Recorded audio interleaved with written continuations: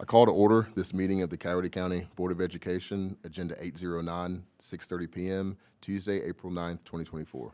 Please stand for the Pledge of Allegiance, followed by a moment of silence.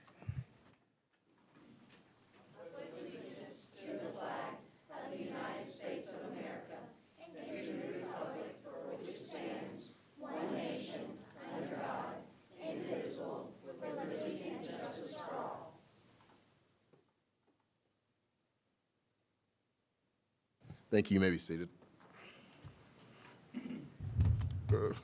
Is there a motion to approve the agenda? So move. Second. Any discussion? All those in favor? Motion carries 6-0. Recognitions, Dr. Horton.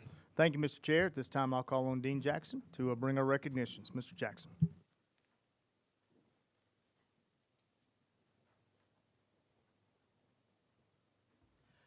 Thank you, Dr. Horton. Board members, our first recognition tonight is our core business, and for that we have a presentation from Poplar Road Elementary School about school-wide advocacy efforts. And to introduce this subject and also our counselor and students who are with us tonight, I'm going to call on Principal Leslie Goodwin.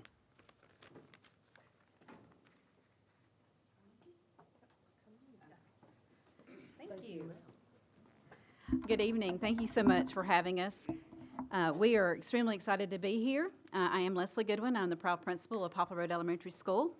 And recognizing that our 5-year Coweta County School System Strategic Plan emphasizes forming positive relationships for students and adults and peers, we at Poplar Road have focused on building our Strong Advocate program as a point of emphasis in our school improvement plan for this school year, the 2023-24 school year.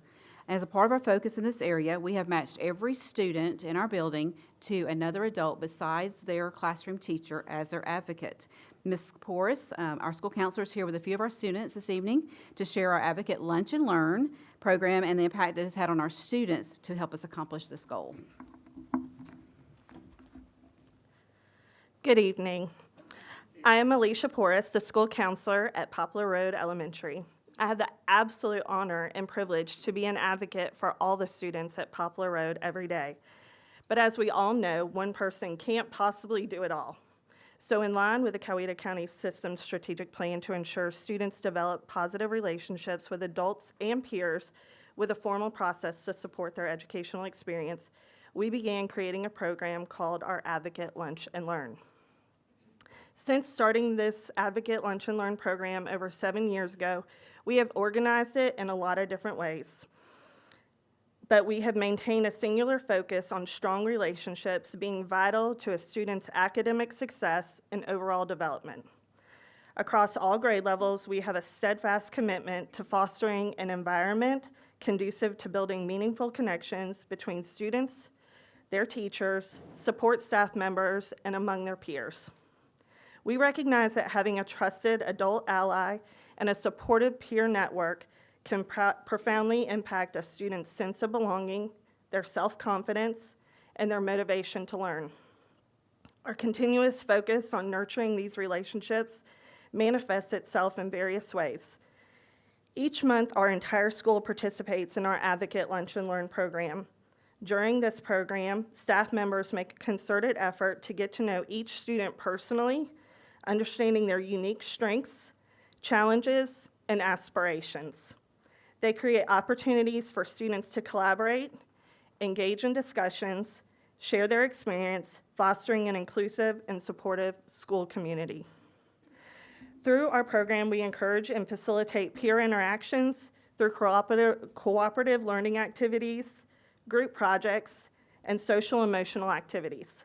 By promoting a culture of respect, empathy, and acceptance, we aim to create an environment where students can form lasting friendships and learn invaluable interpersonal skills. At Poplar Road, we are committed to ensuring every student feels valued, supported, and part of a vibrant community. Our emphasis on cultivating positive relationships is not just a passing trend, but a fundamental cornerstone to our educational philosophy, as we firmly believe that strong connections are integral to students' holistic growth and success. It is my absolute pleasure to introduce several of our students, Brooke Zuniga, Emily, and Allie Wonderly, who will be able to share more about the student experience of our Advocate Lunch and Learn program. Hello, everyone. My name is Brooke Zuniga, and I'm a fifth grader at Poplar Road Elementary. I am here with Emily Wonderly in fourth grade and Allie Wonderly, who is in first grade. We're here today to tell you about our school's Advocate Lunch and Learn program. During our Advocate Lunch and Learn each month, we move into smaller peer groups led by our Panther Advocates. Our Panther Advocates are supportive adults in our building, including teachers and support staff. The things I like most about my Advocate Lunch and Learn is I get to hang out with my advocate, Mr. Simon, who is very nice, and we learn about a lot of different things, and we can talk to them if we ever need help or advice.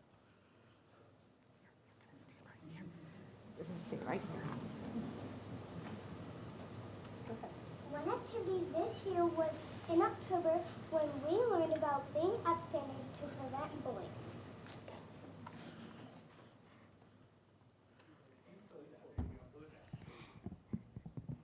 The whole school listened to the book One, and afterward we each decorated a number one to show how we could be the one to stand up against bullying. All of our ones were combined into one large number one display that now hangs outside of the cafeteria, reminding us how we can make a difference. Other topics and activities have included writing letters to veterans, exploring different career paths, and learning how to model positive behaviors in the school environment. Our Advocate Lunch and Learn program matters because life in school can be tough sometimes. Having someone dedicated to supporting you, believing in you, and advocating for your success can make a huge difference. Our advocates aim to be that support system for each of us. We have a little something for you guys, and we also brought you a little color flyer that we send home to our parents so they understand, because during Advocate Lunch and Learn, our schedule changes, and we have sack lunches that are brought to the classrooms for us to meet into our little groups, and so a lunch is always at the same time for everyone to go at one time, so parents don't quite get to come to lunch, or if they do, they get to come, sit maybe with me and 13 other kids, and let hear what I talk about with their kids. So, any questions?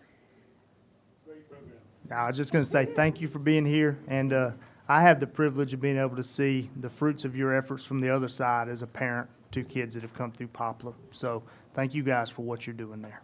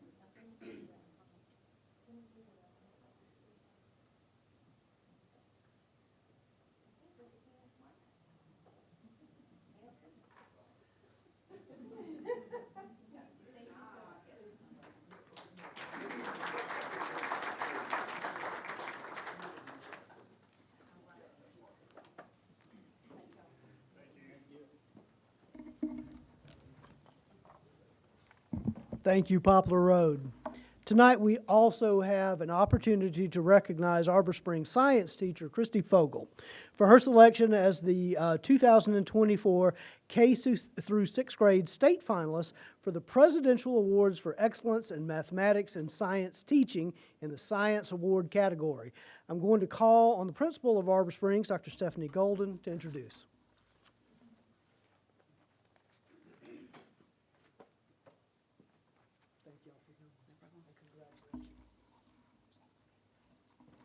All right, good evening. I am actually going to pass the mic over to Dr. White. We both kind of fought over who was going to provide her these accolades, and of course, he won. And so with that being said, I'm very proud of Ms. Fogel. She's an exceptional teacher. I'm excited for this opportunity because it is a national award that she is going to win. We're going to go on and say that. Okay. And so with that being said, I'll let Dr. White tell us a little bit more about it. Thanks, Dr. Golden. It is a great honor to be here with y'all tonight to introduce Christy. The Presidential Awards for Excellence in Mathematics and Science Teaching are the highest honors bestowed by the United States government, specifically for K-12 science, technology, engineering, and mathematics teaching. The awards were established by Congress in 1983. The president may recognize a total of 110 exemplary teachers each year. Awards are given to science, technology, engineering, and mathematics teachers from each of the 50 states, the Department of Defense Education Activity Schools, and other U.S. jurisdictions. The award recognizes those teachers that have both deep content knowledge of the subjects they teach and the ability to motivate and enable students to be successful in those subjects. Each year, the state of Georgia selects 2 teachers, 1 math and 1 science, to represent the state. This year marks the second time Coweta County School System has had a finalist for this award.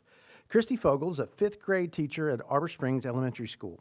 She is the model against which I measure all other elementary science teaching in our district. In fact, when a member of the Georgia Senate Education and Youth Committee contacted me in 2017 to visit a Coweta classroom to see what elementary science education looked like, I knew exactly where to take him, Ms. Fogel's classroom. In that visit, the chairman saw students engaged in science in a way that I'm certain he had not seen before. During the lesson, one of the students was overcome by his excitement for the science phenomena he had just experienced. In his excitement, the student exclaimed, "Oh, shoot," except he didn't say shoot. Christy didn't miss a beat. She redirected the student and continued the lesson. I often share that story in the trainings I conduct and ask those in attendance, when was the last time your students were so excited to be in your classroom that they said, "Oh, shoot." Ladies and gentlemen of the board, Dr. Horton, Dr. Guy, it is my great honor to introduce Christy Fogel, finalist for the Presidential Award for Excellence in Mathematics and Science Teaching.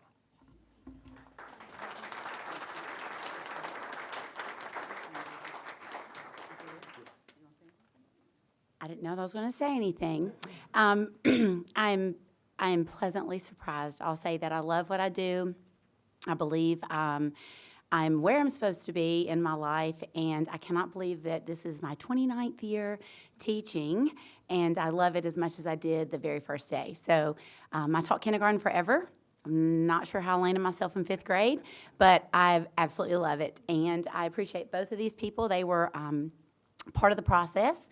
Dr. Golden for nominating me, and they both wrote letters of recommendation as part of the 30-page thesis that I turned in with the video. So it was very exciting, and I'm proud to represent our county, and yes, fingers crossed, because it may be a while before we find out, but that would be excellent. So thank you so much, and I appreciate you inviting me tonight.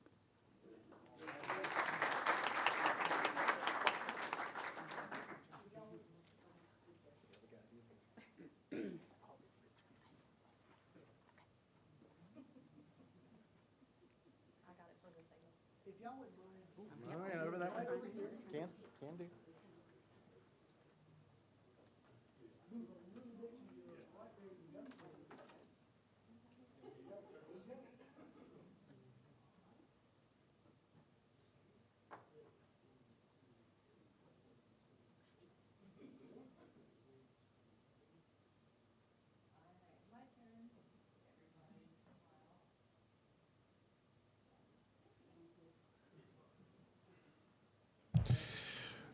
All right.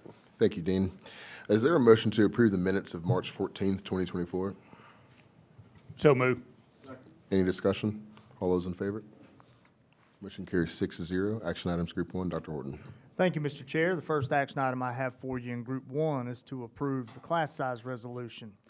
For the 24-25 school year, the maximum system class size averages are being presented for board approval. These class size averages reflect the same class size maximums that the district had in place for the 23-24 school year. Mr. Chair, I recommend approval. You've heard the recommendation of the superintendent to approve the class size resolution. Is there a motion for approval? So moved. Any discussion? All those in favor? Motion carries 6-0. The next item I have for you in Group 1 is to approve a resolution to amend the FY23 State Capital Outlay application. Approval is requested for a resolution to amend the FY23 State Capital Outlay application. It's necessary to amend the application due to a change in the facility needs designation for one classroom. Georgia Department of Education generated the capital outlay application for the Noonan High School rebuild with one information technology lab and one engineering drawing and design lab. Since the engineering drawing and design program is housed at CEC, the new facility was designed with a second information technology lab to replace the engineering drawing and design lab. Copy of the resolution and supporting documentation is attached. Mr. Chair, I recommend approval. You've heard the recommendation of the superintendent to approve a resolution to amend the FY 2023 State Capital Outlay application. Is there a motion for approval? So, second. Any discussion? All those in favor? Motion carries 6-0. The next item I have for you is to approve the Central Educational Center charter contract. The Central Educational Center Board of Directors and the Coweta County Board of Education have approved the CEC charter application. Central Educational Center has successfully completed College and Career Academy certification and gained the endorsement of its charter application from the State Board of the Technical College System of Georgia. State Board of Education approved the CEC charter application and the 5-year CEC charter contract at their meeting on March the 27th and 28th.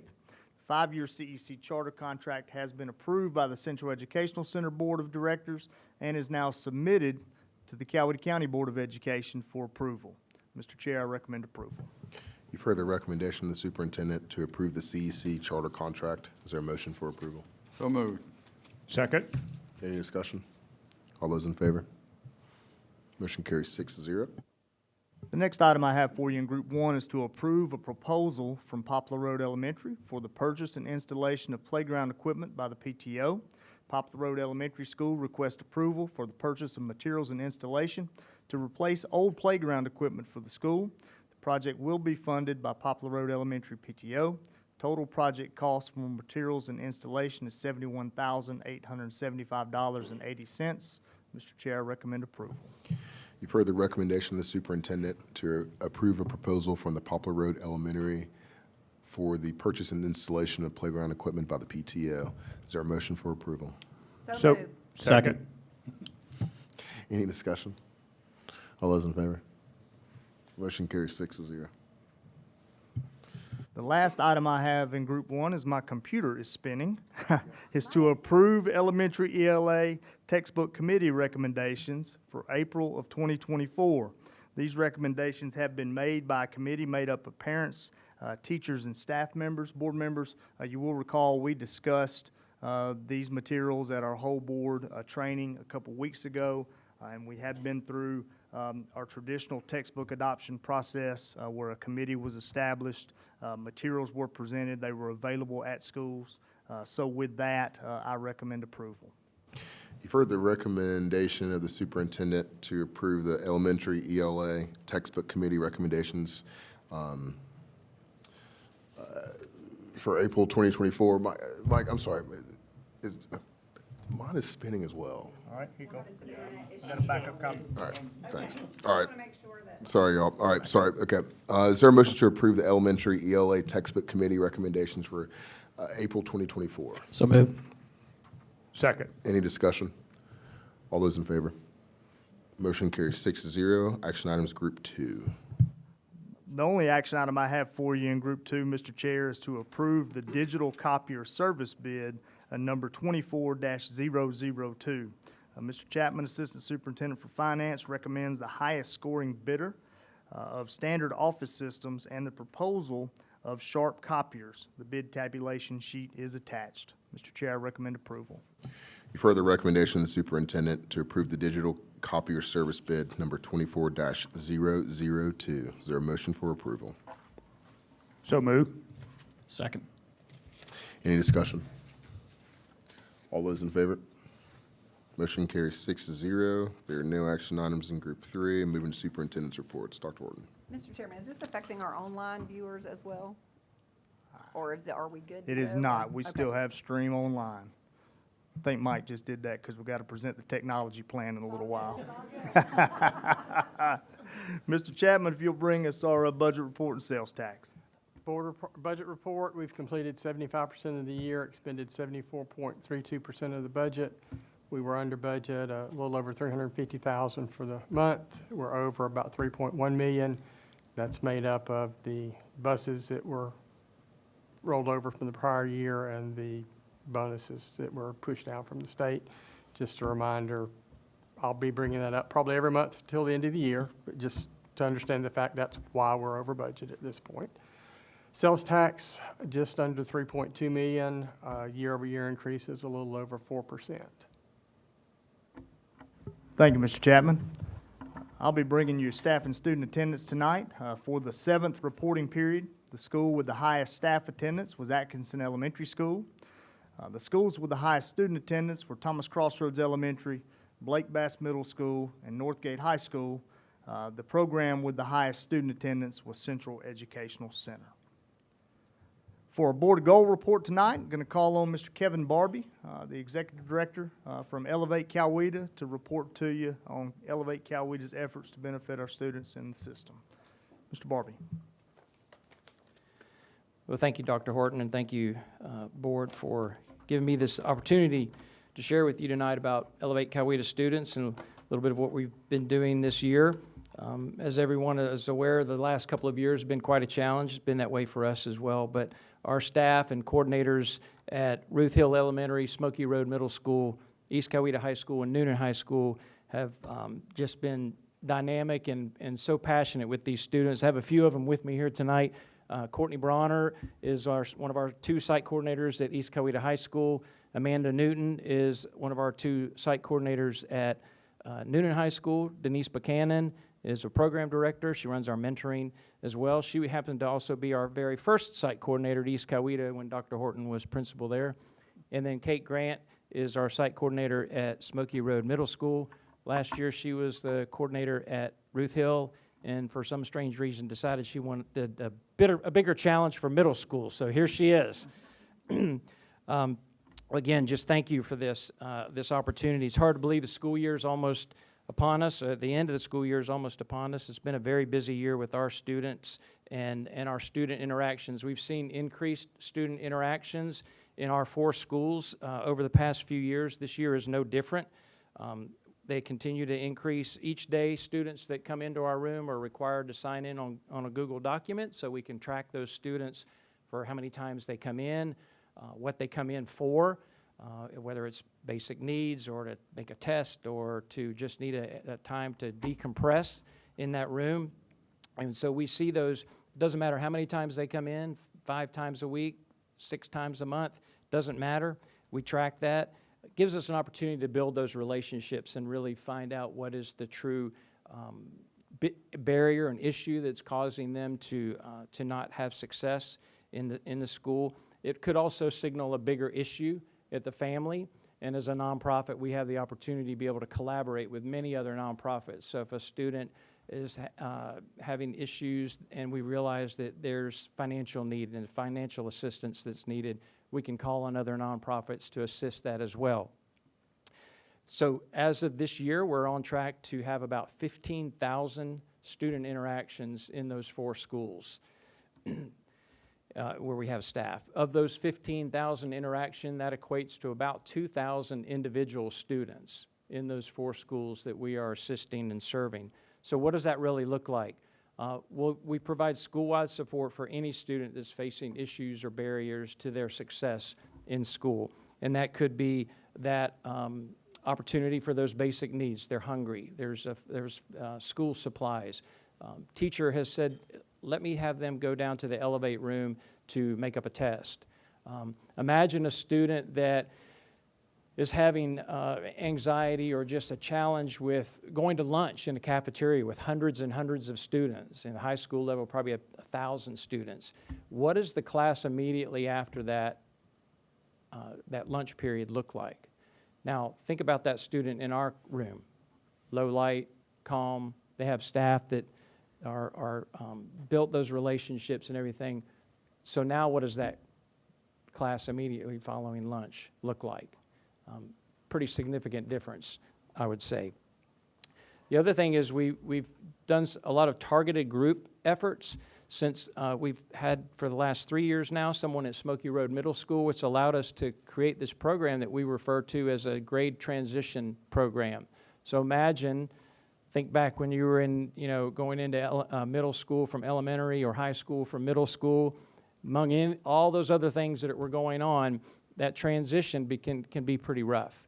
And so what we've done is the ladies at Kate at Smoky Road, she visits the 5th grade Elevate students at Ruth Hill once a week for about 30 or 45 minutes, just again to build that relationship, share with them about what middle school is all about, to talk about all the different opportunities there are, and then our ladies at Noonan High School do the same thing with 8th graders, share with them all about that.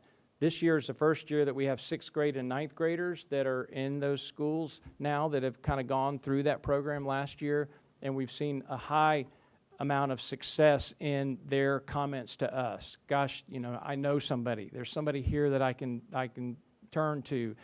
They helped me get into this club or in this sport as well. One of the other things that we've done this year is through our collaborative partnerships with local businesses is we wanted to expose students to opportunities for a career in areas that they either may not be aware of, or there's some, for lack of a better term, a stereotype of the person who works there. So for example, City of Hope. Well, you don't have to be a doctor to work at City of Hope. You don't even have to be clinical for that matter. So we've taken small groups, 20, 25 kids to City of Hope. I believe we've been there 3 times now with groups to learn at City of Hope, for example. There's culinary, there's transportation, there's IT, there's even maintenance. We've also had the opportunity to visit Coweta Fayette EMC, Coweta Water Authority, the Justice Center, and we will continue to do that. We've partnered with some of the Spear and SOAR students, some of the Gaines at Noonan with some of their students to bring on as well. And the feedback we've gotten from local businesses is these small groups of students are highly engaged with them. They see an opportunity. They see the CEO spending time and talking with them. Jonathan Watkins is eating a boxed Chick-fil-A lunch in the courtyard with these students. That means a lot to these students. So we've been doing quite a bit of that. We also know that many students who are referred to us require a little bit more, a little deeper kind of initiative, and those are our caseload students. Those are the students that our staff work with one-on-one, most of referred to by counselors, administrators, staff in the school. Again, we're there as an extra layer of support. How can we assist and help those in those schools? And so our staff, these ladies back here, have about 60 to 70 students on caseload each, a little bit less at the elementary level. She has about 45 roughly. This year we'll serve about 395 students on caseload. And so just again, building that and being that resource for these students. I'm also happy to share with you tonight, just got this data yesterday, that we will have an 87% graduation rate for our seniors on caseload this year. So again, those are students high at risk that we know that really need that additional layer of support to provide that. And lastly, I was talking to Ms. Porras and she kind of teed it up for me, but our mentoring program, we continue to expand that mentoring program. We now at this point have mentors in 27 schools. We have about almost 200 mentors in the schools, which is just about back to our pre-COVID levels. Continuing to do that. Denise has a class right here in this building, I think in 2 weeks. So for those of you listening online, show up and she'll get you to become a mentor. So I'd just like to finish with an invitation. Come visit our rooms. Come anytime, speak with the staff, see what those rooms are like for those students, learn more about our scope of work and what we're doing to support the administrators and teachers in these schools. So thank you again tonight. Any questions? I just want to say I can't thank you enough and everyone on the staff for what y'all do. I have heard many great things about the interaction, the mentoring, and that's from teachers, from parents, from students.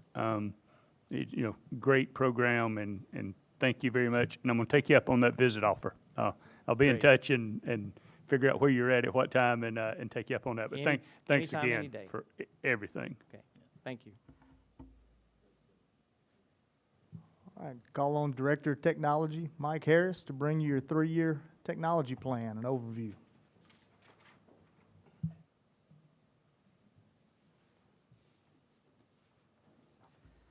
Well, I'll tell you, so I've worked in technology for probably since the mid-90s, and I used to hear this old adage that if everything's running too well all the time, then people tend to forget why they need you around. So maybe we satisfied that this evening with our hiccups. But anyway, good evening, Dr. Horton, members of the board, and thank you for the opportunity to be here to present the 2024 through 2027 technology plan. And the following is just a brief summary of that plan. A comprehensive technology plan is essential to ensure the effective and efficient use of federal, state, and local education technology funding to improve student outcomes. To qualify for E-rate and competitive grants, local educational agencies must have current, validated technology plans. These plans should focus on enhancing education and cover the entire fiscal year. The technology plan includes the following key components: goals and clearly defined objectives that align with the Coweta County School System Strategic Plan resource capacity performance objectives to provide access to and integrate the use of information and digital resources to support the curricula, programs, and needs of students and staff to improve professional practice, student performance, and organizational effectiveness. Our current plan reality covers software and hardware tools currently utilized by students, parents, stakeholders, teachers, and support staff. Benchmarks and strategies consist of timeframes, budgets, planning, and project owners as key elements in the ongoing process of maintaining and upgrading technologies such as computer labs, network infrastructure, and interactive tools. Instructional and administrative uses of technology include providing training for staff and students on ethics in a digital world, a modern student information system, support for school nutrition hardware and software, and online assessment systems. Parent and community uses of technology incorporate a secure parent portal used by parents and guardians to access student records, links to online resources that provide additional assistance in content areas, press releases from the Public Information Office, and financial information, including budgets, audit reports, and SPLOST reports. Strategies for system readiness for technology encompass the annual review of existing policies, providing staff training to support emerging technologies such as generative artificial intelligence, and strengthening network, hardware, and processes related to our cybersecurity posture. Communications and marketing objectives illustrate the focus on strong community relations on a continuing basis. Tools such as school and system websites, e-board solutions, Remind, OneCall, and Infinite Campus Messenger are used to disseminate information in a timely manner. Professional development initiatives are aided by technology through online webinars, videos, and remote desktop training. Other resources include apps that can be used to differentiate instruction, the State Longitudinal Data System, and Teacher and Leader Keys Effectiveness System. In closing, by maintaining a comprehensive technology plan, the Coweta County school system maximizes the impact of resources and funding to ensure that technology is used effectively to enhance student outcomes. Thank you. Thanks, Mike. Appreciate it. Mike, it's kind of like that song, you don't know what you got till it's gone.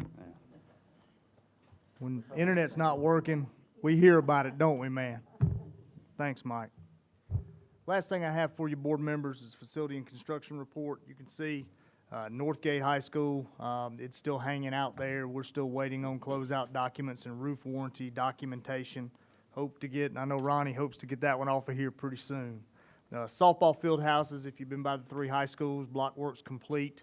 Roofing is underway. I know there was some framing going on over at Noonan High when I was by there earlier today. And spray foam installation and duct work has been proceeding.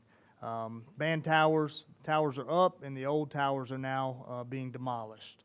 Noonan High School was over there this afternoon. Ceiling tiles have been dropped in the eastern side of the building, the majority of it. Some lighting has been installed in the cafeteria. Media center, ceiling tiles have been dropped, and lighting is installed in there. Resinous flooring's been installed in most of the restrooms, quarry tile in the cafeteria, and science casework and millwork has been installed throughout the building. There's been some work done on the fire alarm in the 700 building, the existing 700 building over spring break, and then corridor student restrooms, door frames were painted in the 9th grade building over spring break. As we transition into summer, this is something Mr. Cheek and his folks have been working on for quite some time, but we've got a lot to do this summer.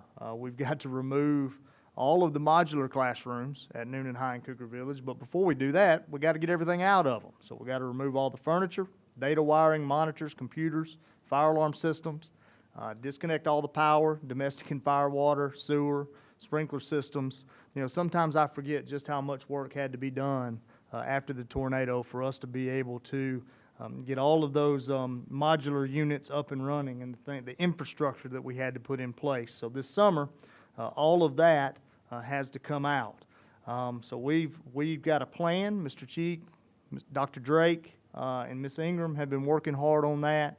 They've been working with vendors, and we'll get it done. They always do, but there's a lot on tap for us this summer to be prepared over at Noonan High School and to get CEC.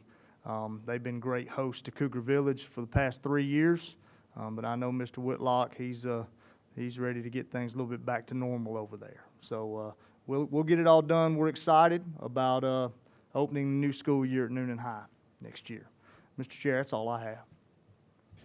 Thank you, Dr. Horton. It is the public comment section of the meeting. Tanika Williams. All right, so we'll move on. Thanks, everyone, for being in attendance, both online and in person. Also thank the well, no one came, so that's all good. We'll move on to board comments. All right. Is there a motion to approve to enter into executive session to discuss personnel, real estate, and potential litigation? So moved. Second. Any discussion? All those in favor? Motion carries 6-0.